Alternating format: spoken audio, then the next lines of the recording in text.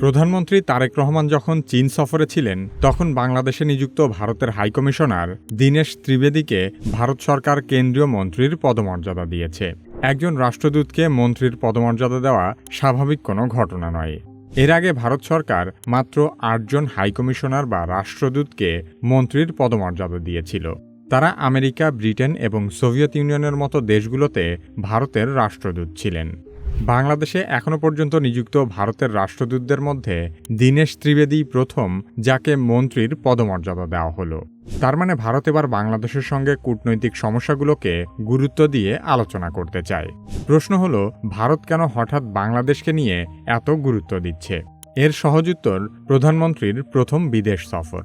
বাংলাদেশের প্রধানমন্ত্রী হিসেবে তারেক রহমানের শপথ নেওয়ার পর থেকেই চীন এবং ভারত দুই দেশই তাকে সফরের আমন্ত্রণ জানিয়ে আসছে। কিন্তু তিনি ভারতের আগে চীন সফরে যান। প্রধানমন্ত্রী তারেক রহমানের চীন সফর ভারত কিভাবে দেখছে এবং এই সফর বাংলাদেশের জন্য কেন গুরুত্বপূর্ণ সে সম্পর্কে আলোচনা করা হবে কি কেন কিভাবে এই পর্বে। ১৯৭৫ সালে প্রথমবারের মতো চীন আর বাংলাদেশের মধ্যে কূটনৈতিক সম্পর্ক স্থাপন হয়।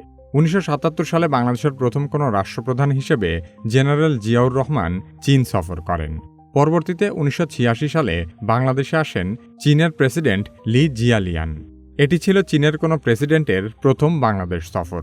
৮০ দশকে রাষ্ট্রপতি হুসাইন মোহাম্মদ এরশাদের সময়ে রাজনৈতিক যোগাযোগের পাশাপাশি প্রতিরক্ষা খাতে চীনের সঙ্গে সম্পর্ক উন্নয়ন হয়। এরপরে বিএনপি বা আওয়ামী লীগ সরকারের আমলেও চীনের সঙ্গে সম্পর্ক উন্নত হতে থাকে। সর্বশেষ ২০১৬ সালে বাংলাদেশে এসেছিলেন চীনের প্রেসিডেন্ট শি জিনপিং।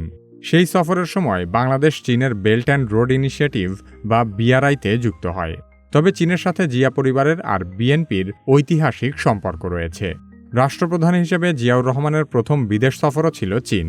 অন্যদিকে বেগম খালেদা জিয়া ৪ দলীয় জোট সরকারের সময়ে লুক ইস্ট পলিসির মাধ্যমে চীন বাংলাদেশ সম্পর্ক আরও উন্নত করেন। বিএনপি সরকারের সেই ধারাবাহিকতায় বর্তমান প্রধানমন্ত্রী তারেক রহমানও তার প্রথম বিদেশ সফর মালয়েশিয়া আর চীনের মাধ্যমে শুরু করেন। গত ফেব্রুয়ারিতে তারেক রহমান বাংলাদেশের প্রধানমন্ত্রী হিসেবে শপথ গ্রহণের পর থেকেই তার বিদেশ সফর নিয়ে আলোচনা শুরু হয়। কারণ প্রধানমন্ত্রীর শপথ অনুষ্ঠানে আসেন ভারতের লোকসভার স্পিকার ওম বিড়লা। স্পিকারের মাধ্যমে পাঠানো এক চিঠিতে ভারতের প্রধানমন্ত্রী নরেন্দ্র মোদী তারেক রহমানকে স্ত্রীকন্যা সহ ভারত সফরের আমন্ত্রণ জানান। এরপরে ২৩ ফেব্রুয়ারি চীনের রাষ্ট্রদূত ইয়াও ওয়েন প্রধানমন্ত্রী তারেক রহমানকে চীনের প্রেসিডেন্ট শি জিনপিং ও প্রধানমন্ত্রী লি কিয়াংয়ের পক্ষ থেকে বেইজিং সফরের আনুষ্ঠানিক আমন্ত্রণ জানান। অবশেষে প্রধানমন্ত্রীর দায়িত্ব নেওয়ার ৪ মাস পর গত ২১ জুন তারেক রহমান বাংলাদেশ থেকে মালয়েশিয়ার উদ্দেশ্যে রওনা দেন।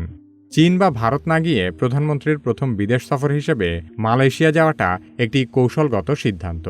কারণ প্রথম রাষ্ট্রীয় সফরে কোনো নিরপেক্ষ দেশে যাওয়ার মানে হলো বাংলাদেশ কোনো একটি নির্দিষ্ট পক্ষের সঙ্গে নেই। এরপর ২২ জুন প্রধানমন্ত্রী মালয়েশিয়া থেকে চীনের উদ্দেশ্যে রওনা দেন। বেশ কয়েকটি কারণে তারেক রহমানের প্রথম বিদেশ সফর বাংলাদেশের জন্য গুরুত্বপূর্ণ, যার মধ্যে অন্যতম চীন মিয়ানমার বাংলাদেশ করিডর। এই করিডর আসলে নতুন কিছু নয়। এটি চীনের বিআরআই বা বেল্ট অ্যান্ড রোড ইনিশিয়েটিভের অধীনে প্রস্তাবিত আঞ্চলিক অর্থনৈতিক এবং যোগাযোগ রুট। এই প্রকল্পের মূল উদ্দেশ্য হল চীনের ইউনান প্রদেশ থেকে মিয়ানমার হয়ে বাংলাদেশের সাথে সরাসরি বাণিজ্যিক সংযোগ তৈরি করা। এই করিডর চীনের ইউনান প্রদেশের রাজধানী কুনমিং থেকে মিয়ানমারের মান্দালয় শহরে আসবে। সেখান থেকে একটি রুট মিয়ানমারের রাখাইন রাজ্যে পৌঁছাবে, আর পরবর্তীতে রাখাইনের সাথে যুক্ত হবে বাংলাদেশের চট্টগ্রাম এবং কক্সবাজার।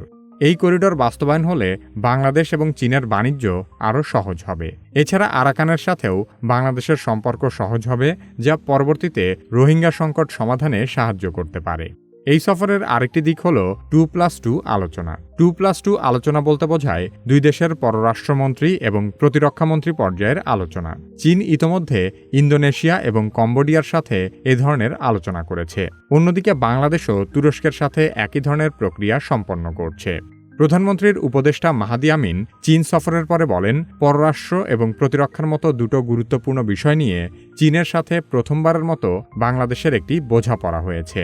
প্রধানমন্ত্রীর চীন সফরের সবচেয়ে গুরুত্বপূর্ণ যে প্রকল্প নিয়ে আলোচনা হয়েছে তা হল তিস্তা প্রকল্প।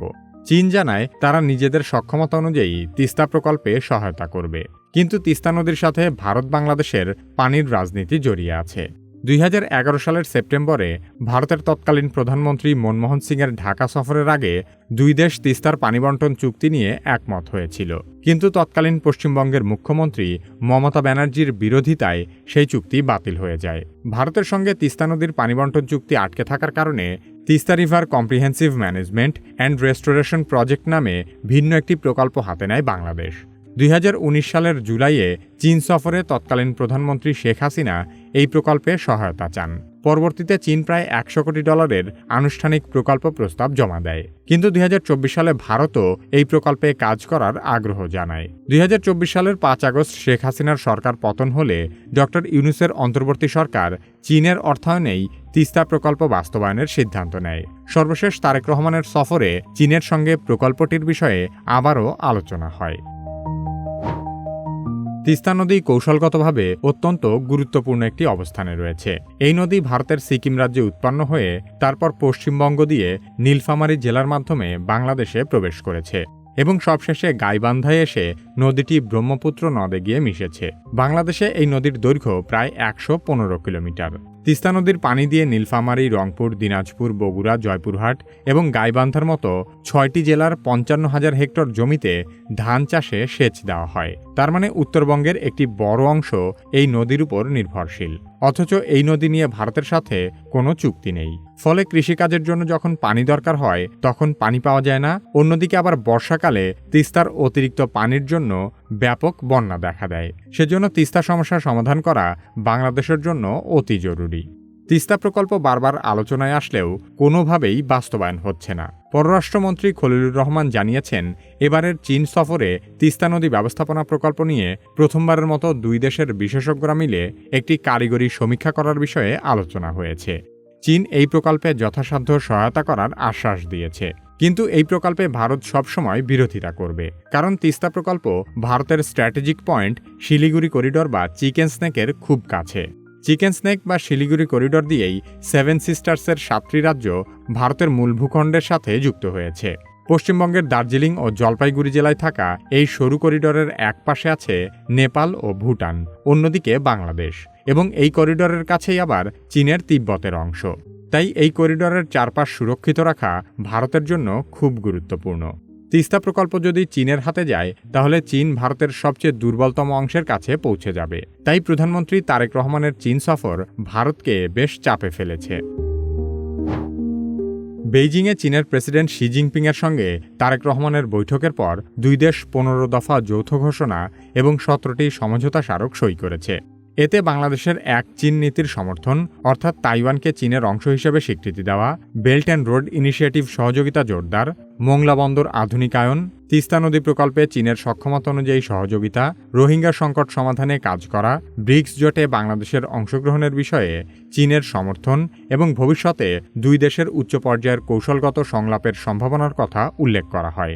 এই সফরে মোংলা বন্দর আধুনিকায়ন, চট্টগ্রাম অর্থনৈতিক ও শিল্পাঞ্চল, বাংলাদেশ টেলিভিশন ও চায়না মিডিয়া গ্রুপের সহযোগিতা এবং বিএনপি ও চীনের কমিউনিস্ট পার্টির মধ্যে সহযোগিতা সহ মোট 17টি সমঝোতা স্মারক সই হয়। তবে তিস্তা মহাপরিকল্পনা, J-10C যুদ্ধবিমানের মতো সামরিক সরঞ্জাম ক্রয় এবং রোহিঙ্গা সংকটের মতো গুরুত্বপূর্ণ বিষয়ে কোনো চূড়ান্ত চুক্তি স্বাক্ষর হয়নি। সব মিলিয়ে এই সফর চীন বাংলাদেশ সম্পর্ককে আরও এগিয়ে নেওয়ার ইঙ্গিত দিলেও ভবিষ্যতে বাংলাদেশকে চীন, ভারত ও যুক্তরাষ্ট্রের সঙ্গে ভারসাম্যপূর্ণ কূটনীতি বজায় রেখেই আগাতে হবে। তবে এবারের সফরে ভারতের অসন্তুষ্ট হবার মতো উল্লেখযোগ্য একটি কারণ হল চীনের সাথে মোংলা অর্থনৈতিক অঞ্চল নিয়ে চুক্তি। 2015 সালে শেখ হাসিনার সরকারের সময়ে মোংলা ও মিরসরাইয়ে দুটি ভারতীয় অর্থনৈতিক অঞ্চল প্রতিষ্ঠার উদ্যোগ নেওয়া হয়। 2018 সালে ভারতের হীরানন্দানী গ্রুপকে মোংলা বন্দরের ডেভেলপার করা হয় এবং 2020 সালে বাংলাদেশ সরকার 110 একর জমি বরাদ্দ দেয়। কিন্তু দীর্ঘদিনেও উল্লেখযোগ্য অগ্রগতি না হওয়ায় 2024 সালে প্রকল্পটি বাতিল করা হয়। পরে 2026 সালের 25 জুন বেইজিংয়ে বাংলাদেশ অর্থনৈতিক অঞ্চল কর্তৃপক্ষ এবং চায়না সিভিল ইঞ্জিনিয়ারিং কনস্ট্রাকশন কর্পোরেশনের মধ্যে সমঝোতা স্মারক সই হয়।